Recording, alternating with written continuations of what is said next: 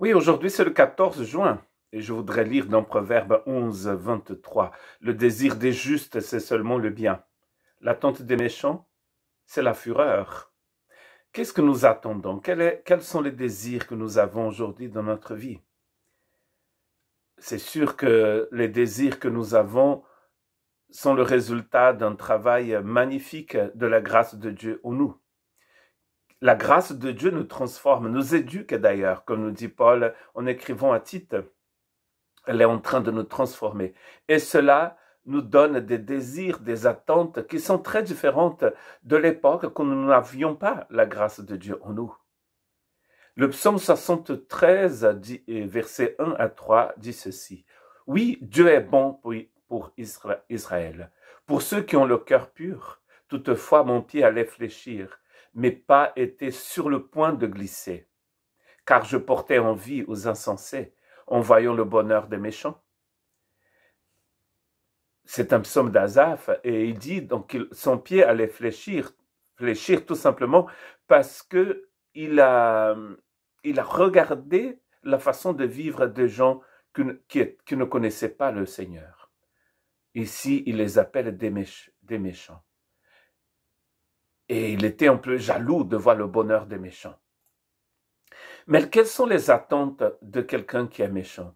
Qu'est-ce qu'ils attendent vraiment? Qu'est-ce qu'ils vont récolter de la méchanceté qu'ils ont semée? Car Dieu a tant aimé le monde qu'il a donné son Fils unique, afin que quiconque croit en lui ne périsse pas, mais qu'il ait la vie éternelle. Dieu, en effet, n'a pas envoyé son Fils dans le monde pour qu'il juge le monde, mais pour que le monde soit sauvé par lui. Celui qui croit en lui n'est point jugé, mais celui qui ne croit pas est déjà jugé, parce qu'il n'a pas cru au nom du Fils unique de Dieu. L'attente du méchant dans Proverbe 11, 23, c'est la fureur. Ici, dans Jean chapitre 3, et j'ai lu du verset 16 au verset 18, c'est le fait de rester sur le jugement divin, sous la colère divine. Ça, c'est une terrible attente. Il n'y a pas une attente de vie éternelle, mais une attente de perdition. Pourquoi serions-nous jaloux du sort des méchants? Il n'y a rien de bon n'attend celui qui est considéré ici comme injuste, comme méchant. Car comme nous disons trop souvent, peut-être pas assez souvent, le salaire du péché, c'est la mort. Jean toujours, chapitre 3, toujours, verset 36. Celui qui croit au Fils a la vie éternelle. Celui qui ne croit pas au Fils ne verra point la vie, mais la colère de Dieu demeure sur lui. La vie éternelle, c'est tout ce qu'il nous faut. C'est un très grand cadeau, un cadeau éternel de la grâce de Dieu. C'est une qualité de vie déjà ici, maintenant, mais c'est ce que nous attend pleinement quand nous ne serons plus sur cette planète. Dieu a voulu leur faire connaître la glorieuse richesse de ce mystère parmi les païens, savoir Christ en vous, l'espérance de la gloire, Colossiens chapitre 1, verset 27.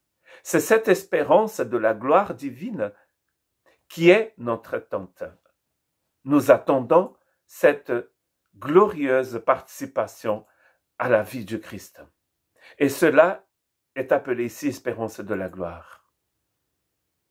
Le désir de quelqu'un qui est juste, qui a été justifié par le Seigneur, c'est toujours bien.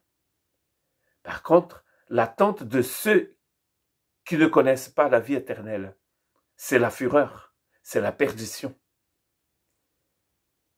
Quand nous sommes du côté de la grâce, quand nous avons touché par cette grâce divine, quand nous avons connu les plaisirs de l'Esprit Saint,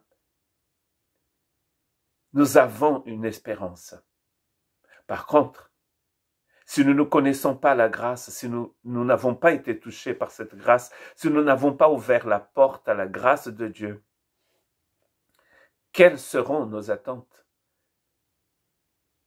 Qu'attendons-nous dans cette vie et dans la vie qui arrive après cette vie?